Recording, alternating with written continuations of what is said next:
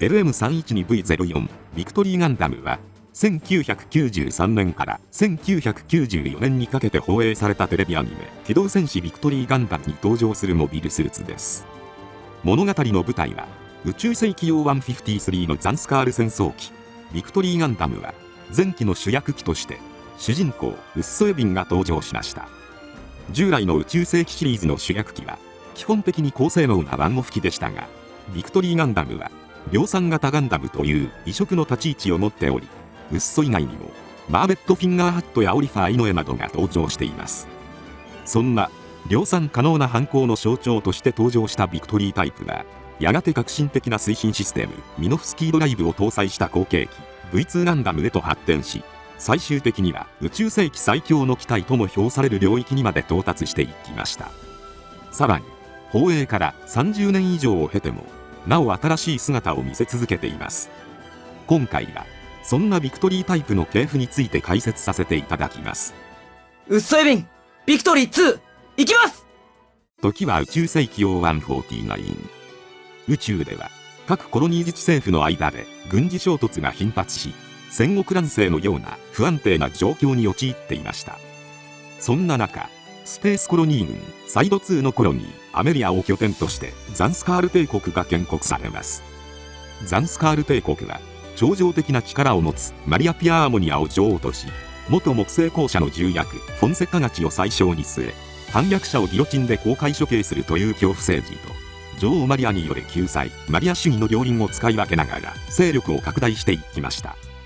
これに危機感を覚えた民間人の有志たちが結成したレジスタンス組織リガミリティアは、ザンスカール帝国の正規軍であるベスパの軍事的脅威に対抗するべく、新型モビルスーツ開発計画ビクトリー計画を発動します。こうして誕生したのがビクトリーガンダムとなります。本機は勝利へのシンボルと、かつての伝説のガンダムの復活を意図して開発された機体となっています。リガミリティアが正規軍ではなく民間のレジスタンスであったため、ベスパの圧政に抗う民衆の士気を鼓舞する象徴を必要としており、書籍マスターアーカイブビクトリーガンダムでは、一年戦争時代の RX78 ガンダムが地球連邦軍とジオンの戦局を変えたように、ガンダムの名を冠する新型機で戦局を覆したいという願いが込められていたとされています。リガミリティアの運用の中でガンダムの愛称が定着し、反抗の象徴として機能するようになり、民衆のレジスタンスにとってガンダムという名前そのものが抵抗のシンボルとして機能していたことが読み取れます。なお、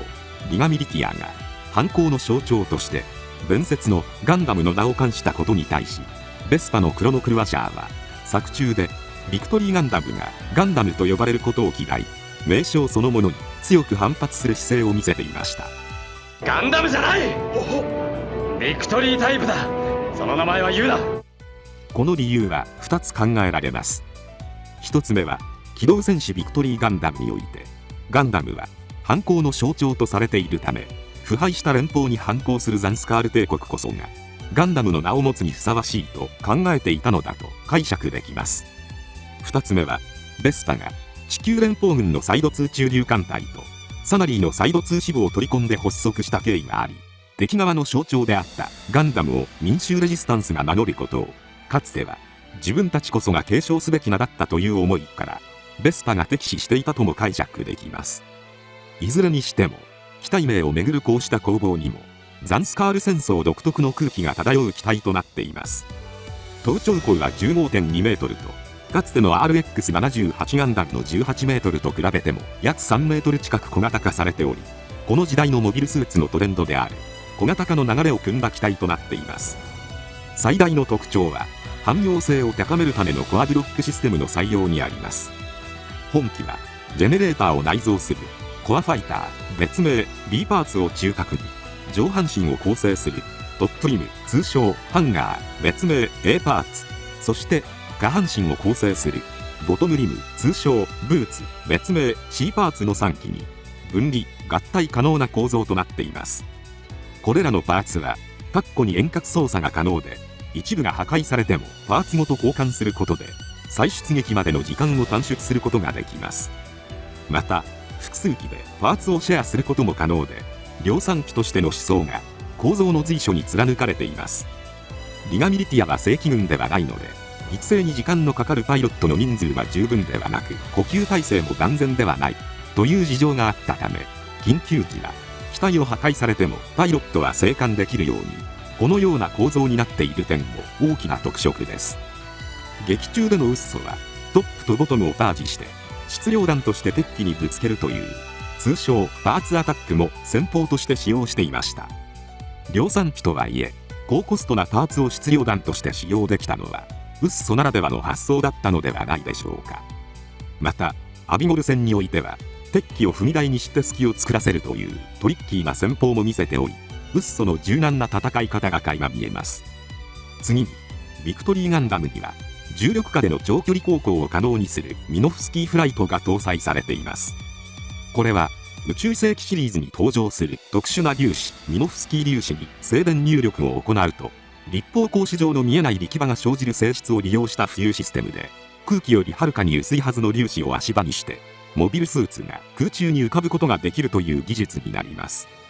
これによりモビルスーツ形態での高い飛行性能を発揮し、変形時にはカタパルトを用いない単独での離着陸が可能になりました。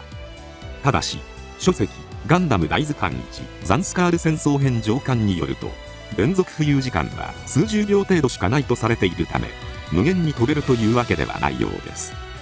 武装としてはまず頭部にはバルカン砲2門搭載、両腕内部には合計4機のビームサーベル、そして両肘にはビームシールドを搭載しています。ビームサーベルはビームを扇状に展開してシールドのように使用することも可能です。ビームシールドは短時間であれば最大150メートルから200メートルまで展開可能です。これは宇宙世紀用123のガンダム F91 のビームシールドが機体上半身を覆う程度だったことと比べると、約30年でビームシールド技術が大きく発展したことが伺えます。なお設定資料などでは検討段階でビームシールド内にビームサーベルを内蔵する構造案も存在したものの、同時使用に制限が発生することから不採用となったことが明かされています。ビームライフルは難易時と共用のもので、内蔵エネルギーキャップとエネルギーパックの併用方式を採用しています。つまりエネルギーパックカートリッジのエネルギーが切れても機体本体からエネルギー供給を行って使用することが可能ということなので、継戦能力が向上しています。また劇中後半では太陽発電衛星ハイランドで発見されたビームスマートガン通称物干し竿も使用されていました。これは約30年前の設計でありながら、命中精度、威力、連射性ともに従来のビームライフルを上回っていたとされています。なお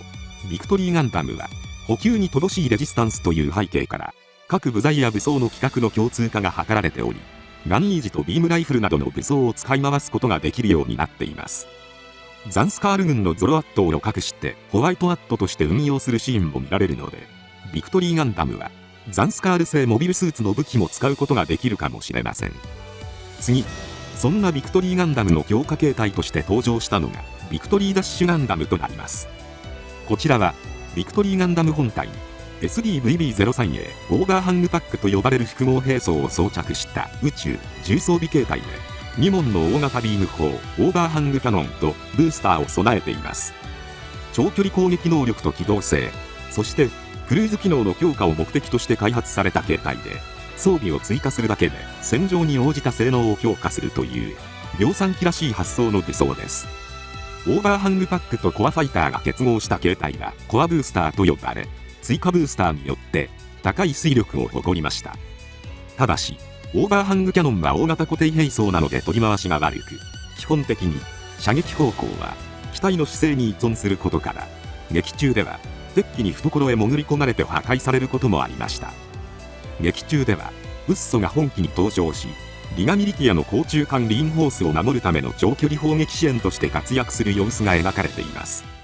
続いてビクトリーガンダムの指揮官機として開発されたのが LM312V06 ビクトリーガンダムヘキサとなります。こちらは通信・索敵能力を強化した後期生産型の指揮官容器で、 V 字型アンテナを廃止して機体部に複合カメラセンサーを装備し、側頭部排気ダクト両脇に高精度の中型ブレードアンテナを設置した頭部へと換装されています。ちなみにヘキサの名称は開発順6番目イコール型式番号の06に由来しているとされています。劇中では第18話以降でシュラク隊隊長のオリファーが登場。後半ではシュラク隊のパイロットたちもヘキサに登場していました。頭部以外はビクトリーガンダムと同じなのでオーバーハングパックを装備可能で、こちらはビクトリーダッシュガンダムヘキサと呼ばれます。ちなみにウッソが V2 ガンダムに機種転換した際、マーベット機のヘキサ頭部はウッソの V 字アンテナ付き頭部に換装されたという描写が見られます。これはガンダムのイメージによる味方の士気高揚を目的とした措置と解釈されており、機体を使い回すリガミリティアの台所事情を感じさせる細かな描写となっています。次にビクトリーガンダムキャノンタイプについてです。こちらはビクトリーガンダムの背部に SDBC-01 キャノンパックと呼ばれるサポートデバイスを装備し、火力の増強と実体弾に対する防御力の向上を図った形態です。開発にあたっては宇宙世紀 WO80 台の中距離支援用モビルスーツジムキャノン2の設計データが参考にされています。本機はガンダム生誕15周年を記念した多色成型キットマイクロガンダム4ビクトリーガンダムキャノンタイプで登場した機体で、より火力に優れたオーバーハングパックの実用化に目処がついたことから計画がキャンセルされ、10機が製造されることはなかったと設定されており、アニメ本編には登場しませんでした。このように各種装備が開発されたビクトリーガンダムの根本的な後継として、次に構想された機体がセカンド V となります。本機は富野義行氏による小説版機動戦士ビクトリーガンダムに登場するモビルスーツで、ザンスカール帝国との戦闘データをもとにリガミリティアが月面都市セントジョセフ近くの秘密工場コードネームテクネチュームで試作したビクトリーガンダムの発展型機です。 V1 つまりビクトリーガンダムにミノフスキードライブユニットを搭載し、装甲強化とミノフスキーシールドメガビームキャノンを追加した V1 と V2 の中間にあたる設計となっています。ただしフレームはビクトリーガンダムと同一のため、最大推力を出すと機体が分解する可能性があるという危うい機体でもあります。富野氏がテレビ版 V2 のビジュアルをおもちゃっぽいと評したため、小説版向けに新たに用意されたポジションとも言われており、 V2 に至る前にもう一段階のステップが存在したことを示す機体となっています。ちなみに一部資料やネット上の情報では、セカンド V の型式番号が LM313V10 と書かれていることがあります。2013年頃に発売されたガンダムカードコレクションにおけるセカンド V にはこの型番が書かれていましたが、2019年に発売された HGUC144 分の1番では型番が記載されていませんでした。 V2 ガンダムなどには型番が書かれてあるのに、なぜかセカンド V には型番表記がないのです。そのためこの型番が正しいのかは怪しく、現在の公式設定では型番が存在しない可能性があります。ちなみにこの型番はリガミリティアの機体の型番の意味から考えると、リガミリティア性を示す LM、 機体を構成するパーツ数の3、ジェネレーター数を示す1、メインスラスター数を示す3、ビクトリーの種類と開発順の V10 番目ということになります。ビクトリーガンダムの型番が LM312V04 なので V タイプの04番目、 V2 ガンダムは LM314V21 なので V2 の1番目です。つまりこの型番が正しいのであれば、セカンド V はビクトリーガンダムの10番目の機体ということになります。ヘキサが06番目なので、間にミノフスキードライブユニットの試作機があり、セカンド V が10番目になったということなのかもしれません。続いて漫画サイドからの発展機プロト V2 ガンダムです。こちらは長谷川雄一氏による漫画機動戦士ビクトリーガンダムプロジェクトエクソダスに登場する V2 ガンダム開発過程の試験機で、分離変形機構の検証を含むモビルスーツ運用のための実験機として作られました。外見は V2 ガンダムとほぼ同一ですが、ミノフスキードライブが搭載されておらず、統合性能は通常のビクトリータイプとほぼ同等とされています。作中ではゲストヒロインのガムイギアンが登場し、ウッソと共に木星じいさんたちの宇宙船を守るべく戦いました。こうして誕生した宇宙世紀最強の機体とも評されるのが LM314V21 V2 ガンダムとなります。本機には革新的な推進システムミノフスキードライブが搭載されています。ミノフスキードライブはユニット内部にミノフスキーフォースフィールドと呼ばれる力場を発生させ、左右2機のユニットから生じる反発力を中間で推進力に変換するシステムで、従来のロケットエンジンのように推進剤を噴射するのではなく、力場そのものを足場にして機体を押し出すという全く新しい原理の推進機関で、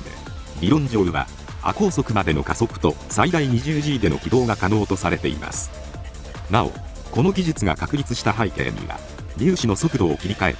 威力と貫通力を両立できる新機構のビーム兵器ベスバーの誕生と、モビルスーツにも搭載できるサイズに小型化されたミノフスキーフライトのフィールド形成技術の発展という2点が存在します。 V2 のミノフスキードライブは、ユニット内に封じ込めきれなかったミノフスキー粒子が背部ウィングバインダーから強制的に放出されてしまうため、これが最大で片翼 1km に及ぶ光の翼となります。光の翼は本来の仕様にはない設計上の副産物ですが、ビーム兵器と同等の性質を持つことから、ウッソが対艦用の大型ビームサーベルとして使用する場面も見られました。なお、本作で初のテレビアニメ版のメインメカニックデザインを担当した加藤はじめ氏は、インタビューによると、胸部のミノフスキードライブユニットを V の字に見立て、背中から光の生えたようなデザインを提案したと語っています。ちなみに V2 ガンダムの開発元について、アニメ公式ではリガミリティア主導としか書かれていませんが、より詳しい開発経緯が書籍モビルスーツバイブル38号ニュータイプ 100% コレクション21ビクトリーガンダムマスターアーカイブビクトリーガンダムに記載されています。この時代、サナリーはサイド2支部がザンスカール帝国の武装組織ベスパに接収され、企業体としては大きく衰退していますが、元サナリーの技術者たちがリガミリティアに合流しており、アナハイムエレクトロニクスも衰退期とはいえ、生産協力や資金提供という形でビクトリー計画を支えています。また、マスターアーカイブでは、漫画クロスボーンガンダム鋼鉄の7人に登場したミノフスキードライブ実験機 F99 レコードブレイカーの開発者ミューラと、ビクトリーガンダムに登場したウッソの母親ミューラミゲルと同一視する記述があります。それを正とするのであれば、ビクトリーの系譜はフォーミュラ計画で培われたサナリーの小型化技術を元サナリー技術者がリガミリティアに持ち込み、アナハイムエレクトロニクスが協力企業として資金と生産面で支えたという時代の企業再編が、そのまま機体設計に反映された系統の機体と解釈できるようになっています。ただし、マスターアーカイブは関連作品と異なる設定解釈が含まれる場合があるとされているので、注意が必要です。僕を困らせないでよ。そんな V2 ガンダムはビクトリーガンダム同様、コアファイター、トップリム、ボトムリムに分離合体することが可能です。ただ、量産機であるビクトリーガンダムとは対照的に、高性能機だからか、ウッソがパーツアタックを積極的に繰り出す描写は見られませんでした。ただ、ザンネック戦では予備のボトムパーツを大量に射出して撹乱戦法を行ったり、オープニングでマーレットのコアファイターが登場していたり、オリファーが V2 のコアファイターで特攻していたりするので、それなりの量産性はあるのかもしれませんが、ネットではオリファーが V2 ファイターで特攻するのを見て疑問視する声も見られます。こういった描写を見てみると、少なくともミノフスキードライブを搭載したトップリムだけは高コストのように思えますが、実際のところ超高性能機である V2 ガンダムは高コストなワンオフ機なのでしょうか。それともビクトリーガンダム同様にコストパフォーマンスの高い量産機なのでしょうか。モビルスーツバイブルマスターアーカイブ電撃データコレクションニュータイプ 100% コレクション21ビクトリーガンダムマスターグレードハイグレード旧キット144分の1旧キット60分の1といった書籍やガンプラ内容を調査したところ、どこにも記述はありませんでした。ただ、ピクシブやスパロボウィキでは V2 のコアファイターの値段は戦艦1隻分と書かれているため、どこかに記述されていたことがあるのかもしれません。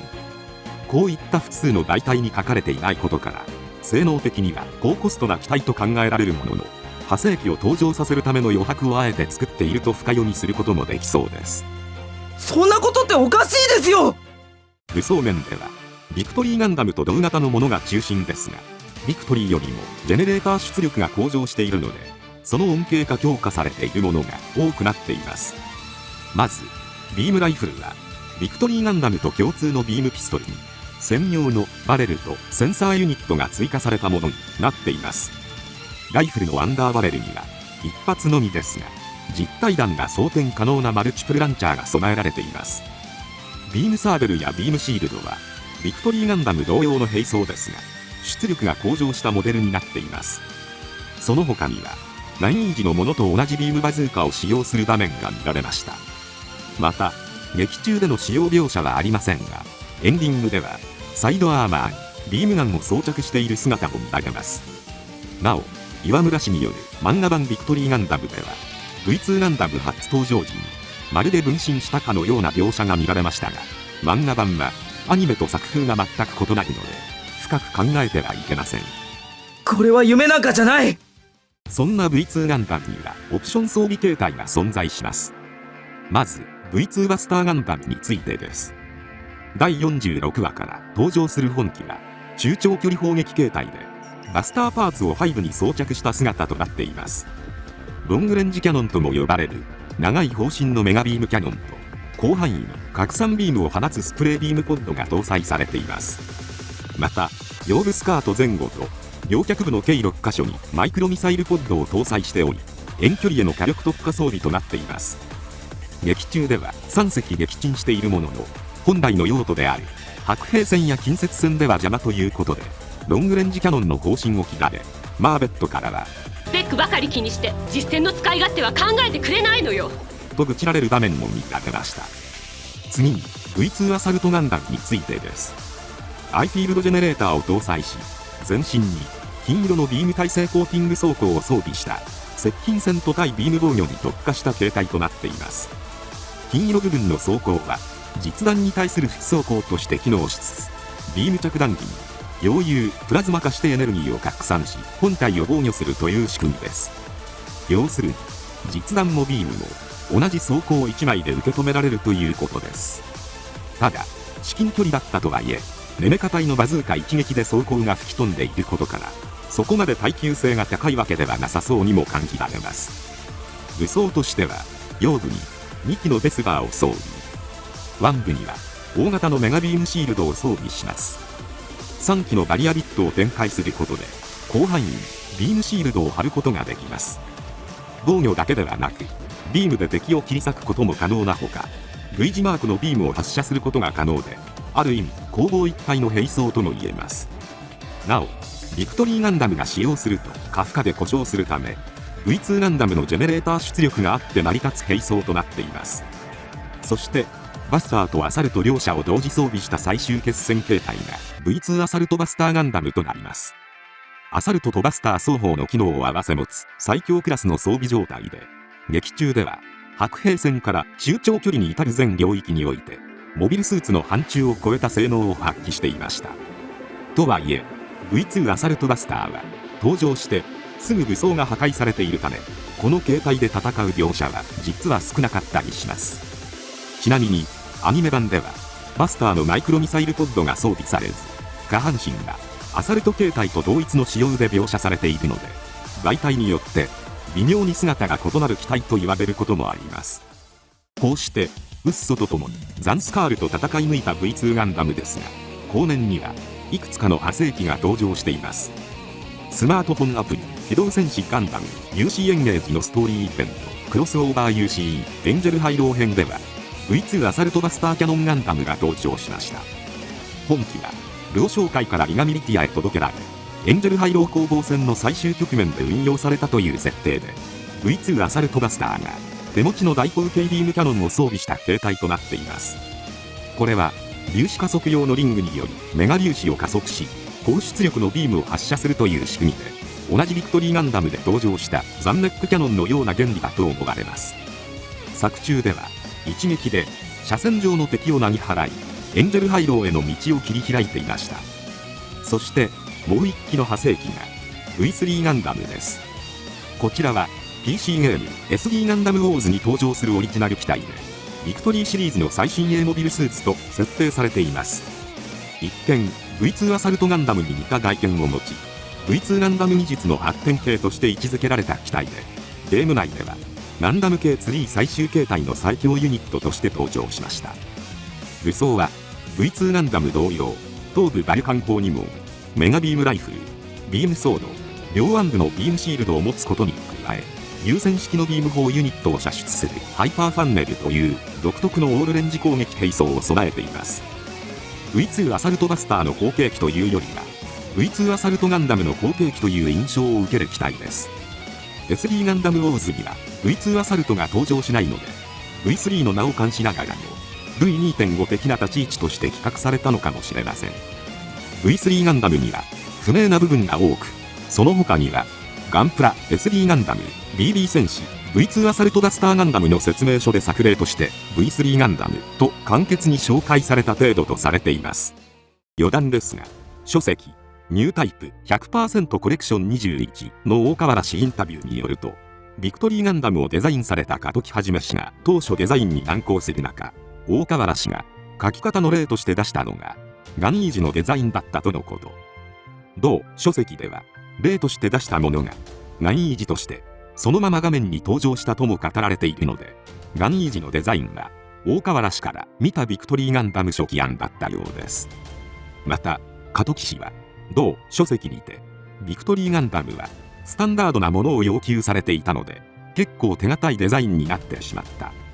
とコメントされているので、要求次第ではもっと斬新な見た目の機体になっていたのかもしれません。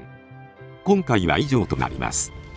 チャンネル登録されるかはお任せいたしますので、もしよければもう一本動画を見ていただければとても嬉しいです。最後までご視聴いただきありがとうございました。